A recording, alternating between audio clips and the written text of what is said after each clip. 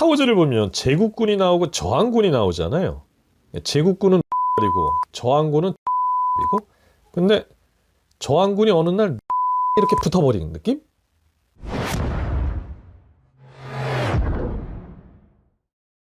한때 지나가다 보면 참 많이 보이던 더 바디샵 매장은 다 어디 갔을까요? 명동을 지나가다 보면 명동에만 여기저기 더 바디샵 매장이 있었던 시절이 있었죠. 자, 지금 명동에 더 바디샵 매장이 몇 개일까요? 제로. 아예 없습니다. 그 롯데백화점 명동점에 하나 있는데 거기는 중구 명동이 아니라 중구 을지로입니다. 그러니까 현재 명동에 더 바디샵은 없는 게 맞습니다. 해외는 어떨까요? 해외도 상황 비슷합니다. 지는 해가 되고 있습니다. 70여 개 나라에 3,000개가 넘고요. 매출은 1조를 하는 더 바디샵이요. 왜 자꾸 이렇게 침몰을 하고 있을까요? 자, 그 원인과 결과를 마케팅 관점에서 밝혀드립니다. 더 바디샵은 영국 브랜드입니다. 창업주는 가정주부였던 애니타 로딕이라는 여성인데요. 1976년에 영국 남부 브라이튼에 첫 매장을 엽니다. 더 바디샵이 처음 창업을 하고 나서요, 매장이 어느 정도냐면 그냥 동네 구멍가게 수준의 소매점이었어요. 규모도 작았고 진열된 제품이요, 다 합쳐서 25개였습니다. 얼마나 열악했냐면 집에서 화장품을 만든 다음에 그 화장품을 담을 용기가 없었어요. 그래서 어떤 아이디어를 냈냐면 화장품 공병을 가져오면 거기에 원료를 부어서 담아주는 방법을 썼습니다. 리필 정책을 쓴 거죠. 근데 이 방법을 나중에 더 바디샵의 환경보호 운동으로 포장을 해서 더 효과를 냅니다. 더 바디샵은 금방 입소문이 나면서 매출과 인지도가 수직 상승을 합니다. 여기에는 명확한 이유가 있는데 CEO의 브랜드 철학이 큰 몫을 했습니다. 바로 자연주의였거든요. 첫 매장은요, 내부 외부를 전부 초록색 페인트로 직접 CEO가 칠했어요. 자연주의를 표방하면서 천연 원료를 사용하겠다는 의지였던 거죠. 이 철학이 더 바디샵을 한없이 띄우게 됩니다. 그 애니타 로딕이 어느 정도나 천연 화장품에 집착을 하게 되냐면 천연 원료를 찾아서 전 세계를 돌아다니곤 했는데 인류학자를 데리고 다닐 정도였습니다. 그 아프리카나 중남미 토속 원주민들까지 찾아다니면서 화장품에 넣을 천연 원료를 찾았습니다. 그래서 당시에는 최초의 원료였는데 지금은 흔하지만 코코아 버터, 씨어 버터, 호호바 오일, 이런 식물에서 화장품 원료를 발견하게 돼요. 그리고 거기서 그치는 게 아니라 그 오지 원주민들한테서 직접 천연 원료를 공급받습니다. 그러니까 기업 이미지가 확 좋아지는 거죠. 그 더 바디샵의 로고 이미지를 봐도 그걸 알 수 있는데요. 초창기 로고와 현재 로고까지 로고의 변천사에서 공통점이 있습니다. 브랜드 네임을 양쪽에서 감싼 깃털 같은 문양이 그겁니다. 월계관을 의미하기도 하고 자라나는 나무를 형상화하기도 합니다. 그 식물은 자연주의를 표방한 더 바디샵과 맥락을 같이 하는 거죠. 그리고요, 또 더 바디샵의 또 하나의 브랜드 철학은 환경보호였습니다.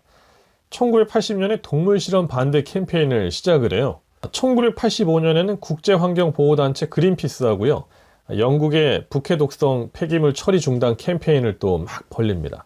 86년에 아주 유명한 캠페인이 있었는데 향유 고래 포획 반대 캠페인을 진행을 했습니다. 왜냐하면 당시에는 화장품에 뭘 넣었냐면 향유 고래 기름을 넣었어요. 그러려면 고래를 잡아야 되잖아요. 근데 고래를 잡으면 고래한테도 피가 많이 나거든요. 근데 그거를 이제 막 전 세계 캠페인으로 보여주는 거예요. 잔인하게 죽인다. 그래서 우리는 고래 기름 대신에 호호바 오일을 넣었다. 그래서 호호바 오일을 넣은 화장품을 세계 최초로 출시합니다. 이러니까 막 여성들이 난리가 난 거죠. 자, 이런 CEO의 환경보호 철학은 당시에 피플지, 포브스지 이런 매체에 계속 노출되면서 더 바디샵의 이미지는 한없이 좋아집니다. 그리고 2003년부터는 여성과 아동을 보호하자는 캠페인도 합니다. 근데 이 여성을 보호합시다, 아동을 보호합시다 캠페인이 매우 공격적인 캠페인이었어요. 말랑말랑한 캠페인이 아니었습니다. 한국에서도 했거든요. 여성을 보호합시다. 이렇게 안 했어요. 여자를 때린 그놈을 더 처벌합시다. 이렇게 했다고요.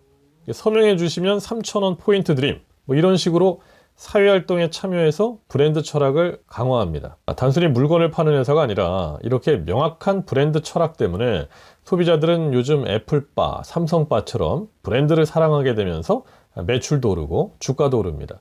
자, 이렇게 해서 1980년대 이미 유럽 시장은 다 장악해 버립니다. 그리고 1990년에 미국 시장에 첫 진출을 합니다. 그때 가맹점 모집을 하니까요, 미국 전역에서 예비 창업자들이 줄을 섰어요.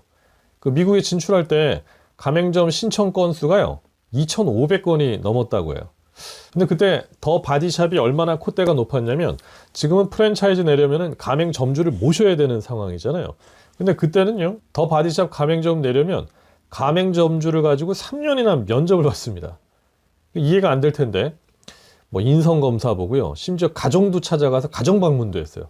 그리고 CEO가 직접 최종 면접을 봤어요. 근데 면접도 웃겼어요. 막 철학적인 질문하고요, 그랬습니다. 막 이상한 질문 던지고, 네. 인성도 많이 보고, 가맹점주 철학이 본사와 같은가를 계속 테스트했습니다. 지금 같은 뭐 갑질이라고 난리가 났겠죠.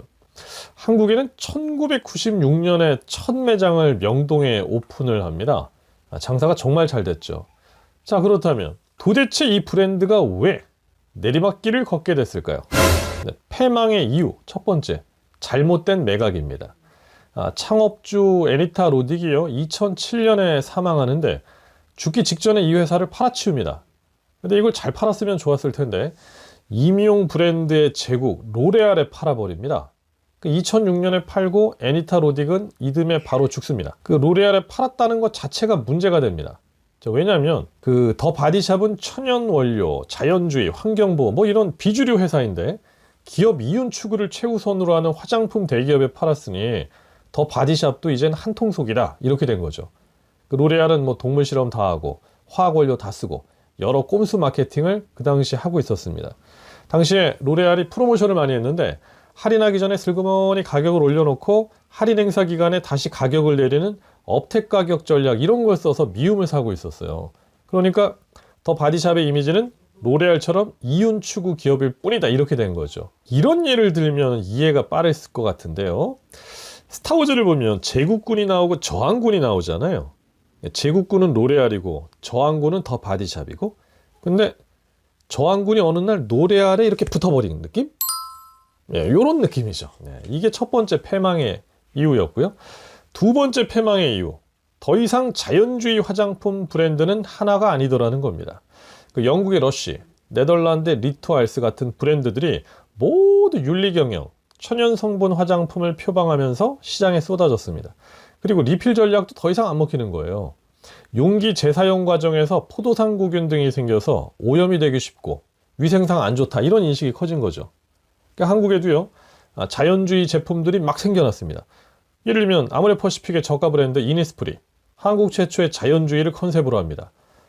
청정섬 제주의 화산 한반수, 백년초, 감귤, 녹차, 화산송이, 이런 제주도의 자연을 주 원료로 한 제품을 출시를 하죠. 그러니까 더 이상 더 바디샵은 특별할 게 없는 화장품이 돼버렸어요. 세 번째 패망의 이유, 가격 전략 때문입니다. 요즘 소비자들은 아주 비싸거나 아주 싸거나 둘 중 하나를 찾아요. 어중간하면 안 팔립니다. 더 바디샵이 초창기에는 저가로 인식돼서 판매가 호조를 보였어요. 그런데 요즘엔 더 저가, 초저가, 초저가들 브랜드들이 넘쳐나요. 그 유럽에서도요, 요즘 분위기는 저가 화장품들이 인기를 얻는 추세입니다.